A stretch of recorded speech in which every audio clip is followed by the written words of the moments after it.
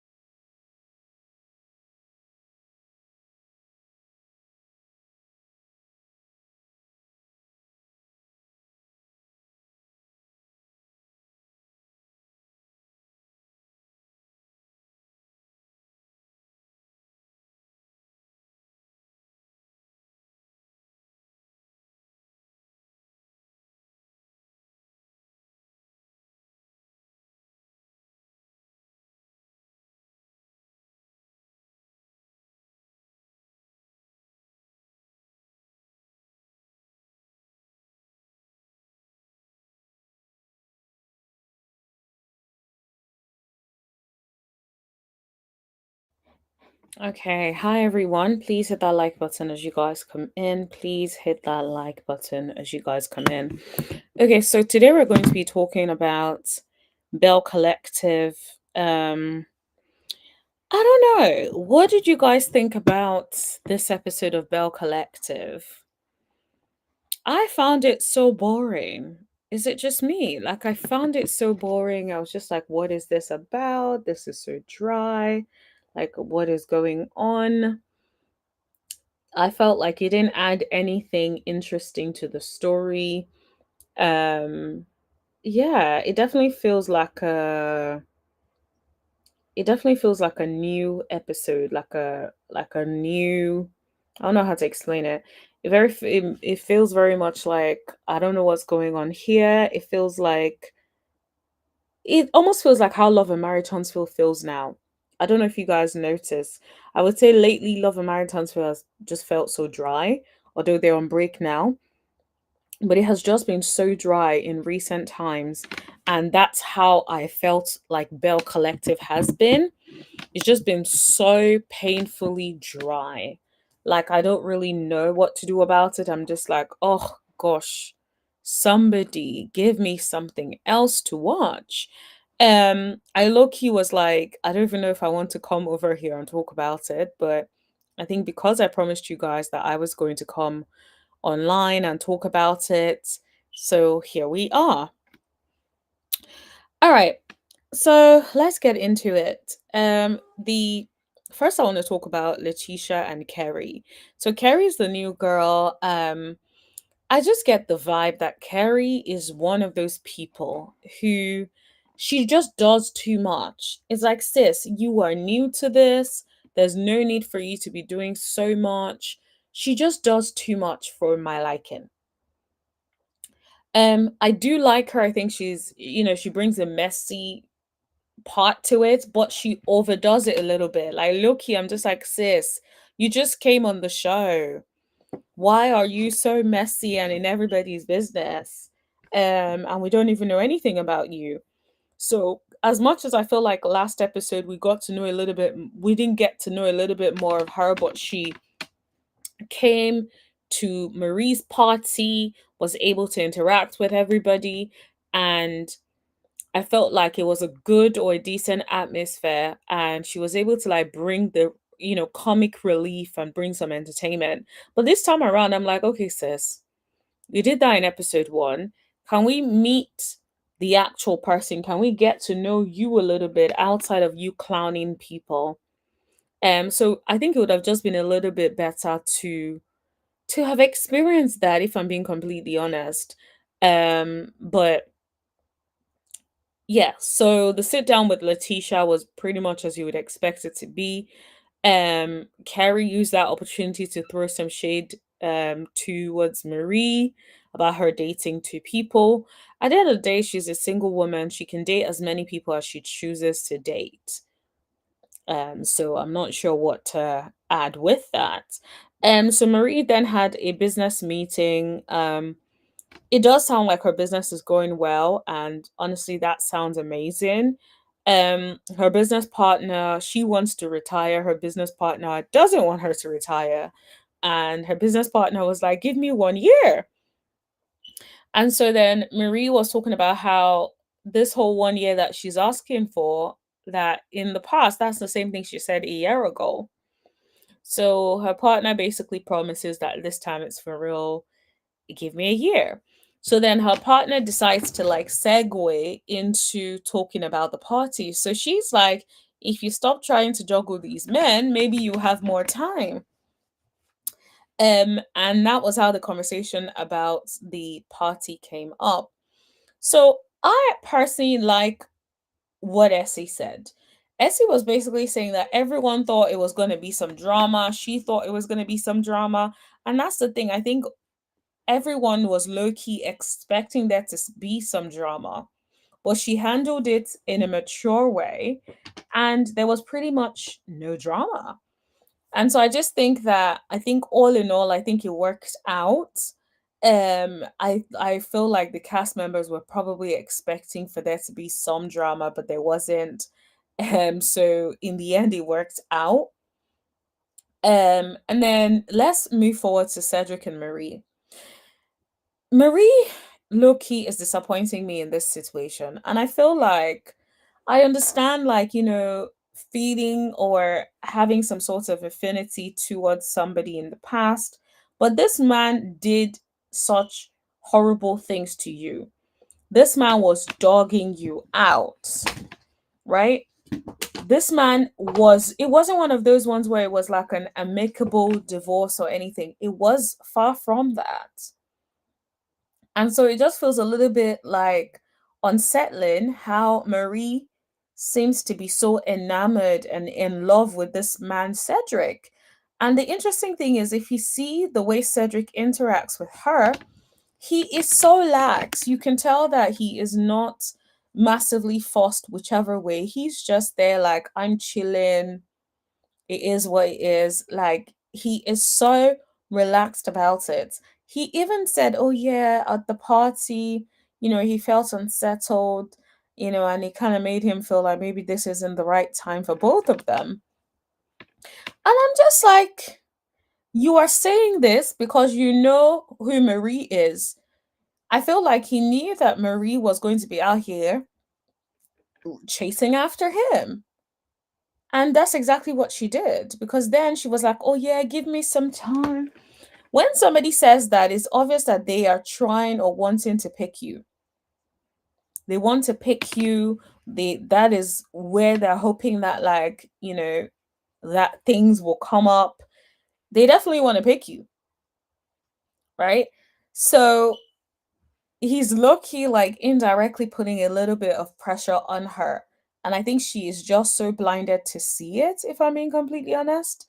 But he knows exactly what he's doing. He knows exactly how to get her attention, and she is playing right into it. It was very, very sad to see.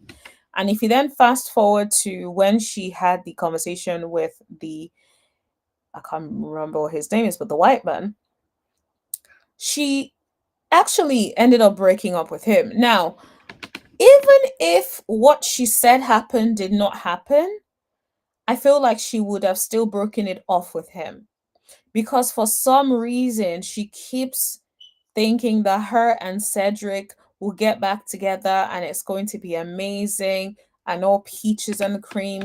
I think deep down that's what she believes is going to happen. It may happen for a while. I really hope it works out, but I don't think people inherently change like that unless something drastic happens. And so if you fast forward to when she had the conversation with the white guy, I can't remember what his name is. I think Martin.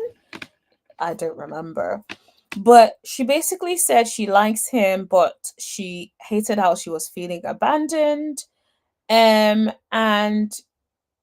what from what it sounded like she just left him. He just left her rather, and did not talk to her for 2 weeks. Where did they do that at? If a man likes you, he will talk to you every single day. I don't ever think it is okay. I don't think that it is one of those things where it's like, oh, I didn't talk to you for 2 weeks because, like, I was focused on my family. Like, I, you want me to be a part of the family, don't you? So why would you go 2 weeks without speaking to her? You know you were out there doing whatever you were doing. Because let's be clear, he went to Germany to see his children and did not call her for 2 weeks. Bear in mind that he's still married. So he was probably doing a little something with his wife. And that's his wife. So he is well within his rights to do that, right? But that's the thing. So that is definitely a red flag, and I'm glad that Marie called that out and addressed that. Now, my thing is, I don't think Marie is seeing the red flags that Cedric presents every time. Cedric genuinely looks unbothered. Even the white man looked unbothered when she was trying to break up. He even said thank you. Like, who do you break up with and the man is telling you thank you for what? For what exactly? That's given that man does not want to be bothered with you. He does not want to be bothered by you, with you. He is not interested in you. Also, huge apologies. I joined quite late. I just remembered I joined later than I had planned. I completely forgot. And yeah, I was running so late. I'm so sorry about that. And it was back to what I was saying. Obviously, both men don't even seem that bothered, right? Like when you watch their interaction, it seems like Marie is enamored and interested in these men, and these men just look so lax. And I just don't get how you don't even pick up on that. Like these men are like, they look like they don't care either way. And I don't know what Marie likes, but I like men who clearly want to be with me. So I don't know what it is about her that makes her feel like accepting or being with men that are not like, you know, open about their feelings, about, how they feel about her. Because he just doesn't look bothered, honestly. He looks like, remember what he said? I was even thinking maybe this is not the right time for us. A man that really wants to be with you ain't gonna be saying none of that. Even if it's the wrong time, the man would be like, I just want to be with you. I know this is not the best time, but I just want to be with you. But instead, just a little hiccup. He's already saying, yeah, I was thinking maybe this is not the right time for us. That shows you that man is not as invested as you are, madam. He's not as invested as you are. So I honestly wish that she would wake up, smell the coffee, know it for what it is, and not fall for it, because yeah, that would be a very, very sad situation. So now let's move on to Selena. Selena, I don't know what else to tell you. That man does not rate you either. Because how is this man going to go out of town and choose not to answer his phone?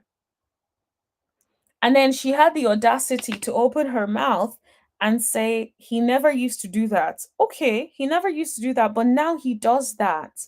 Shouldn't you that tell you that there is a serious problem now in the relationship?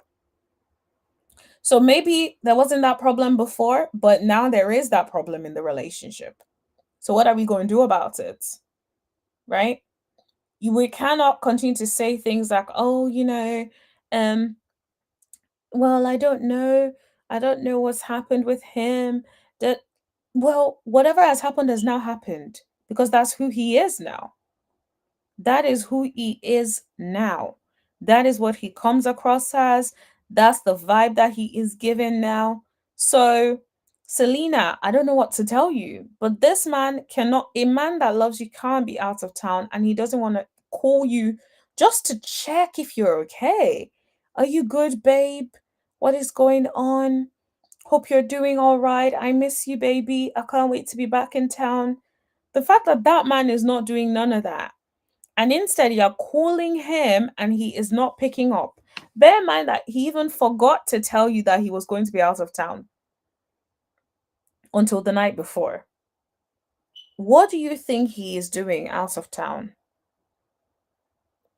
A pause. What do you think that man is doing out of town? He doesn't want you.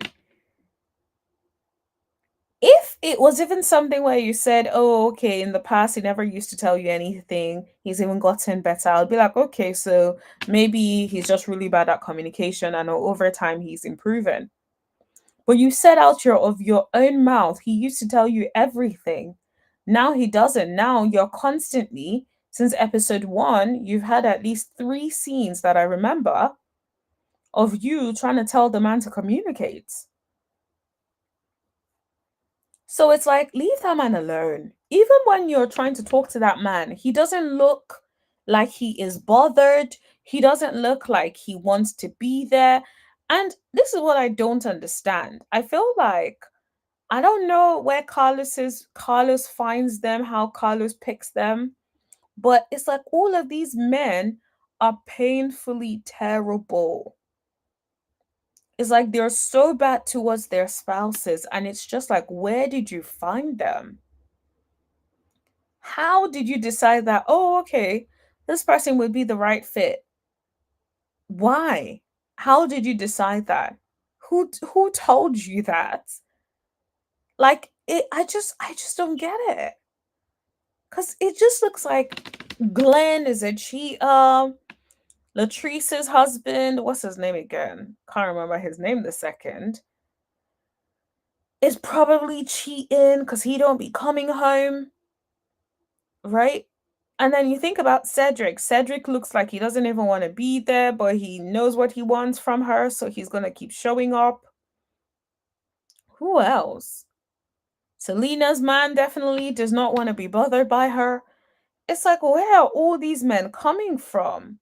Who are these men that don't want to be with these women? Yeah, these women still, it's like, when is enough ever going to be enough? For these women, enough is never enough. So for me, I just didn't understand how Selena then decides to have a conversation with her daughters about it and then proceeds to say, oh, my daughters love him, it's very, I'm like, what are you talking about? One of your girls literally said, and this is why I feel like some women hear what they want to hear. One of the kids said to her, if it doesn't work out, ultimately, we want you to be happy. You don't have to be together. We want you to be happy like if it's something that doesn't work, we don't love him as much as we love you. What else do you want them to say? They've literally said to you that it is about your happiness. It's your that should be your priority. Yet you're talking about, well, my children really love him, so I don't really feel like ma'am, no. It's like when I see certain women and they constantly say that, oh, they only stayed in the relationship because of the man. I'm like, girl, please. Or because of the children. I'm like, girl, please. Did you really stay in that relationship because of the children? Or did you stay in that relationship because you wanted to? And that was the perfect example of the Selena situation because the children seemed supportive of whatever she wanted to do. Yet, what she heard was how much they love him and how difficult it would be if things don't work out between them. Instead of, oh, my children want me to choose myself, they want me to do what is best for myself. It's absolutely, absolutely very, very weird to me. Let's move on to let me just check my notes. Yeah, so the final episode, let's actually no, it's not the final episode. I kind of moved around and talked about it at different points. So I'm just going to finish this off. I'm going to finish this off with okay. Let's finish it off with Latisha's party. So Latisha's party, I feel like it was really interesting seeing how Marie switched it up. So everyone was trying to figure out, like, oh, Marie, you came over there out here dancing with two men, it seemed like you had such a good time, blah blah blah. So of course people are trying to find out the tea. Let me be honest, if I had a group of friends and they saw me with two men and I'm dancing with them and they know I'm dating both of them, of course they're going to try to talk to me. Of course, they're going to try to talk to me and find out what's the tea, honey. What is going on? How did this happen? Of course they would. That's just the facts. Of course they would. Right? So I do find that that was quite interesting that she got a little bit defensive and it seemed like she didn't want to be bothered or asked about that. I'm like, girl, that is the topic of conversation. Everybody is going to want to ask you about what is the tea, honey. So then she switches it up and says, how many of them have experienced infidelity in their marriage? I'm like, okay, girl, way to turn that away. But it was funny because they switched it back. Again, they were like, we ain't talking about no infidelity. Let's talk about you. Because at some point I saw you with Martin. So how did Cedric get into the picture? I do love how they did turn it back because I'm like, yeah, no, let's not try to avoid having the conversation. Let's talk about it. Besides, it makes for good TV anyway. And finally, let's talk about Latrice and Selena. I think that I understand that Selena was going through a lot and stuff, but like I wish that if Latrice is really your friend, honey, just a text message. This is what has happened. This is why I can't be your manager anymore or whatever. It just sounds like there is a lot missing in that conversation. Did that happen? Is it that Latrice didn't believe that? Like, these are the questions that I have. And then Selena proceeds to talk about how her son's dog passed away and how she was grieving that. And then I don't know if you guys noticed, but Latrice had a smirk on her face. It was almost like she was fighting a smile.